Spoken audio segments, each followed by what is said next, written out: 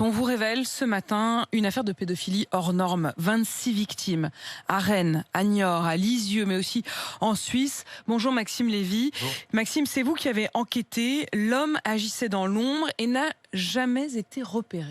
Il a fallu attendre 2017. Cet homme se rend de lui-même dans un commissariat de Rennes et il avoue des agressions sexuelles, des viols sur mineurs.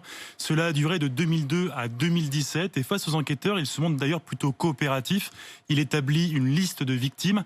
En fait, il résume 16 ans d'activité pédophile sur les petites filles et parfois de jeunes garçons. Sur les 26 victimes, certaines sont parfois âgées de seulement 3 ans. Il reconnaît notamment des attouchements sur sa sœur mais aussi sur sa cousine. Qui est cet homme ? Il s'agit d'un homme de 35 ans. Il commet des actes pédophiles depuis qu'il en a 15, en 2002 donc, jusqu'à ses 31 ans en 2017.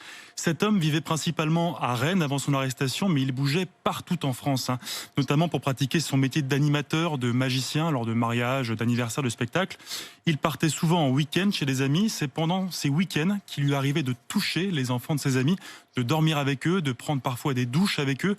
Il a également un casier judiciaire, une condamnation de 10 mois avec sursis mis à l'épreuve en 2011 pour atteinte sexuelle sur mineur de 15 ans. Alors comment est-ce que ça se fait qu'il n'ait jamais été repéré ? Il savait gagner la confiance des adultes pour atteindre les enfants. C'est vraiment ça. Il rencontre la majorité de ses victimes dans ses cercles amicaux et familiaux proches. C'est cette confiance d'ailleurs qui lui permet d'entretenir ce secret. Il était gentil, serviable, un véritable confident pour certains de ses amis que j'ai pu rencontrer.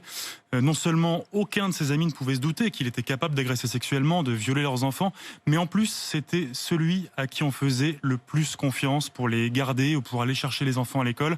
Aujourd'hui, ses anciens amis, les parents des victimes que j'ai pu rencontrer le disent, il s'agissait d'un véritable caméléon.